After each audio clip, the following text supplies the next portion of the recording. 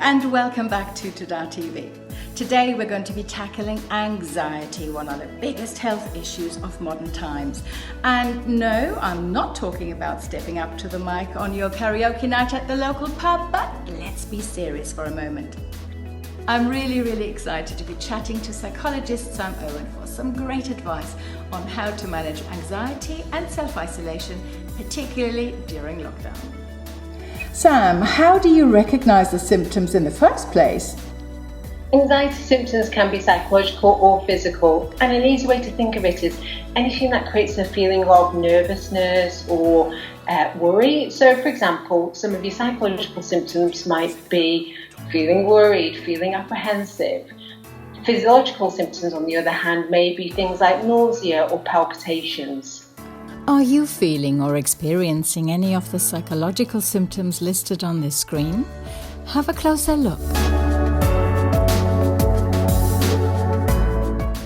So, do you actually have to live with anxiety?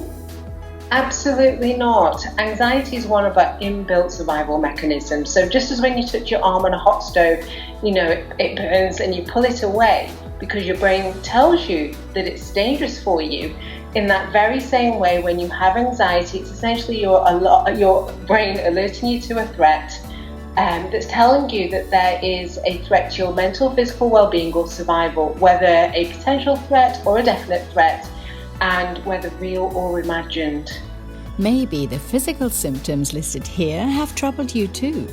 If so, it's time to get in touch with your GP.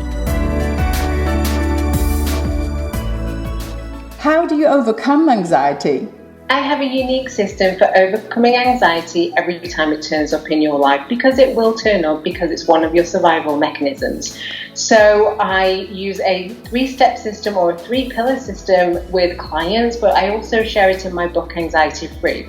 So those 3 simple steps for resolving anxiety every time it turns up in your life are: identify the cause of your anxiety, identify solutions to overcome the threat, and take thoughtful action.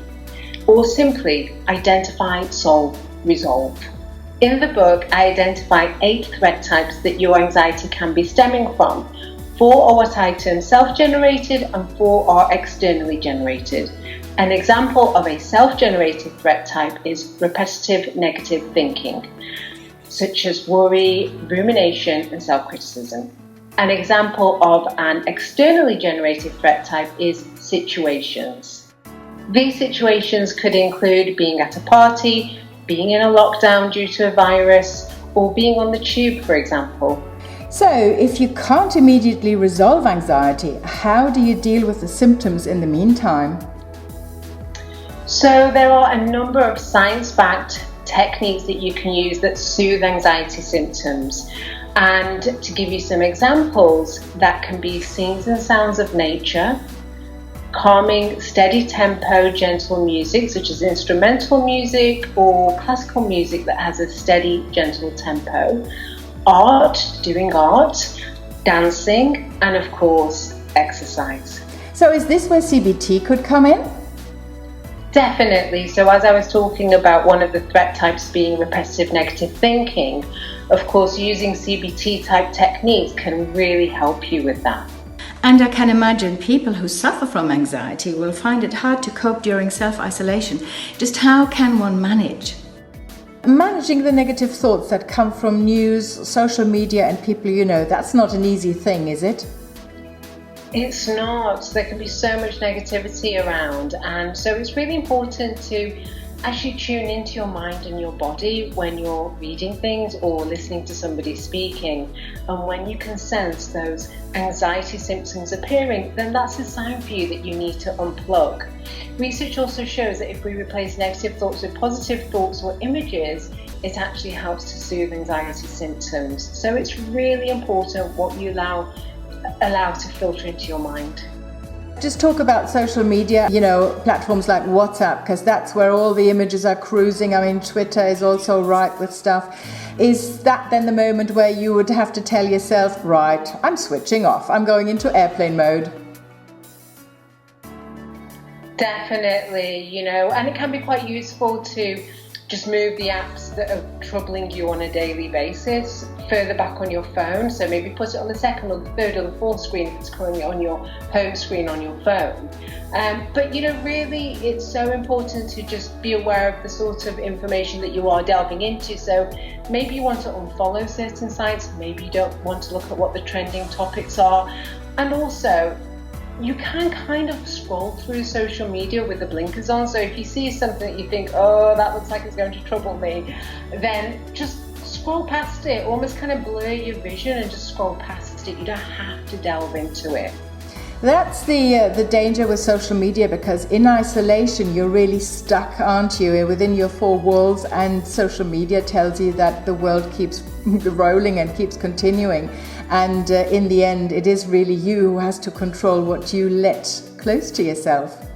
Absolutely. You have to stand at the gates of what you allow into your mind and what sort of people you allow into your life. So we've spoken about social media and, just managing that and limiting what you allow in.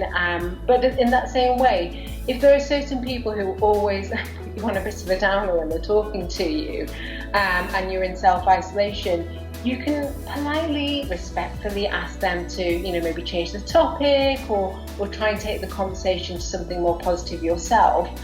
But if after a while you realise that they're just not listening, they don't care, and they just keep pouring negativity at you and it's really troubling you in your health and well-being, then maybe just distance that relationship a little bit if you need to for your own mental health. And how do we structure our day successfully, knowing that, we don't have the freedom to move around as we would like to during lockdown? What tips and tricks could you give us there to get some sort of order in your life so you don't fall down that plug hole? Make sure you have a schedule. That's the best thing you can do. If you're working from home, have a start time, have an end time. But factor into your daily schedule everything that's important. So that's your work time, that's time with your families if you're living with them, that's time for spiritual activities such as meditating or prayer, time for me time, which is just time out from everybody and everything to spend as you want, time for exercise, time for showering, and of course time for eating well and sleeping well as well. So, being kind to oneself sounds like a big key. It's so important, and I know people can sometimes feel that they're being selfish, particularly when they have young children. Feel that they shouldn't have time out, they shouldn't have any me time, or they shouldn't have a soak in the bath, or just maybe go to bed early or wake up a bit late if they can, if they've got a partner helping. But actually you have to look after yourself first before you can be a happy, healthy person for your family members. Otherwise you're just going to drag each other down. So it's not selfish to look after yourself, it's actually in a way quite selfless. So don't feel guilty, make sure you carve out time for yourself and set times in the day for each of those activities so that you're going to make them happen. And how important is exercise in all of this? You've mentioned it briefly just now, but how do you get rid of all that frustration that builds up during lockdown? Exercise is incredibly important. So whether it be moderate intensity aerobic exercise, so anything that gets your heart rate up whilst doing things like swimming, brisk walking, jogging, cycling, and then strength training as well, and then yoga. Those exercise methods have been shown to again soothe anxiety symptoms, but exercise does so much more than that. So just to mention a couple of things right now, going for a brisk walk, for example, can help shake off those physical and mental anxiety symptoms, but also it helps you to change up the scenery. So if you can go out of your home, do it. If you can't, if you do it around the garden. But even if not that, even if you don't have a garden, you can't go out, just walk around the house a little bit. You'd be surprised how much it changes up your mental state just by getting some movement into your body. But definitely factor in some exercise every day or every other day, because we are meant to move our bodies, and there are numerous benefits. To give you just one research-based fact, if you do moderate intensity aerobic exercise at least 3 to 5 times a week, depending on the research you're looking at, for at least 30 to 45 minutes, it has been found to be as good for depressive symptoms as antidepressants when done over a 12-week period.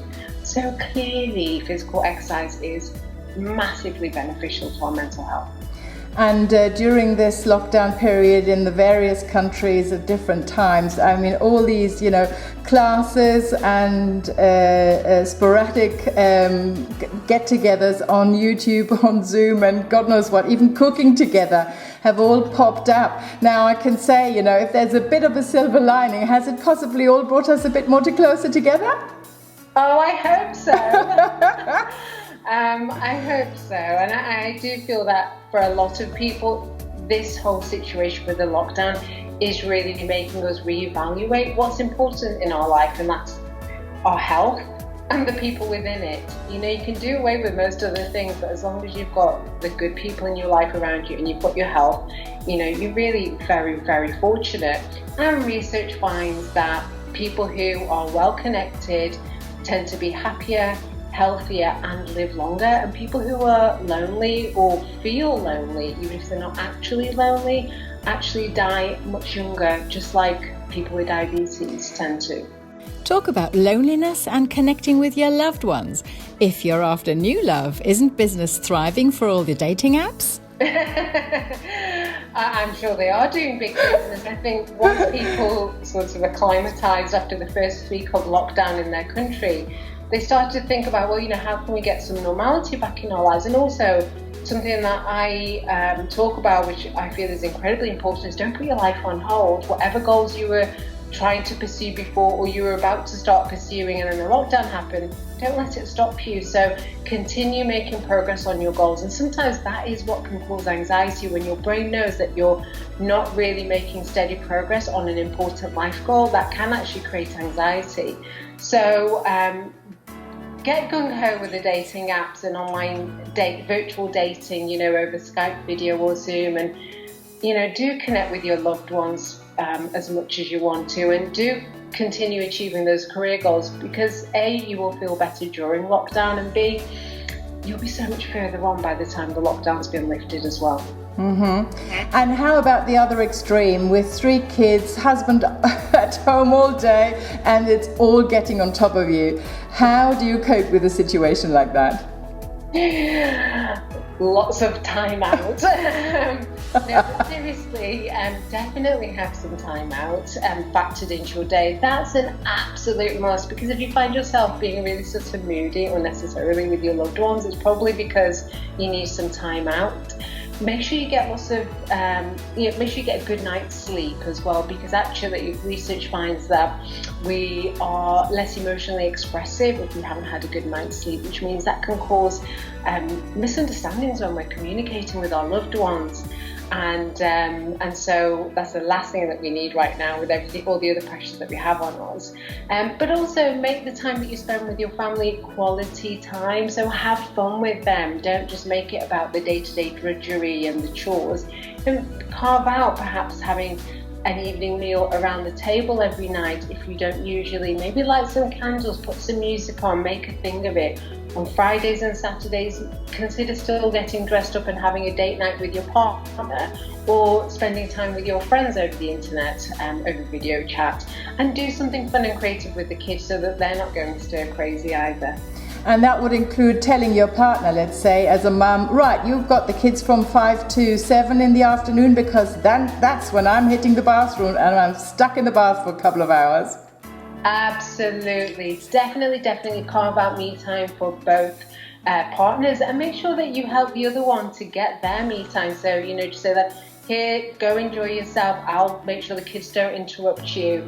And equally, they should do the same for you. And that way everybody gets that moment to rest and recharge. And you'll be so much nicer with each other and so much happier as a result of it. So what can we take away from self-isolation and lockdown as a positive in the way it influences, future days to come? Probably making you really appreciate what you do have, and savouring those good times even more. In fact, research finds that when we go through difficult periods in our life, such as death and divorce, we tend to appreciate what happens in our future much more, as though we savour those moments, because we've seen the rough, so you start to appreciate the smooth all the more. So hopefully really appreciating each other more, spending more time with our loved ones if we perhaps neglect that sometimes because we get busy in our own lives, and also making a point of pursuing our goals, whether they be health and fitness goals, spiritual goals, or career goals, or family goals. But it's a time that really makes you recognize that nothing's guaranteed. We don't know how long we've got each other, so let's appreciate our own health and lifestyles and each other. Well, it sounds to me as if lockdown and self-isolation is a fantastic opportunity for personal growth. Sam, it's absolutely brilliant talking to you. Thank you so much for sharing your expertise and your knowledge with us today. Thank you so much for having me. Gosh, was there anything we didn't cover? That was great. Thank you, Sam. We so hope that you found today's program inspirational and really helpful. And if you are interested in more tips and tricks about how to cope with self-isolation during lockdown, do subscribe to our 5 and free VIP newsletter online at the channel and on YouTube too. Stay safe, stay home and be well. We'll see you next time. Bye-bye.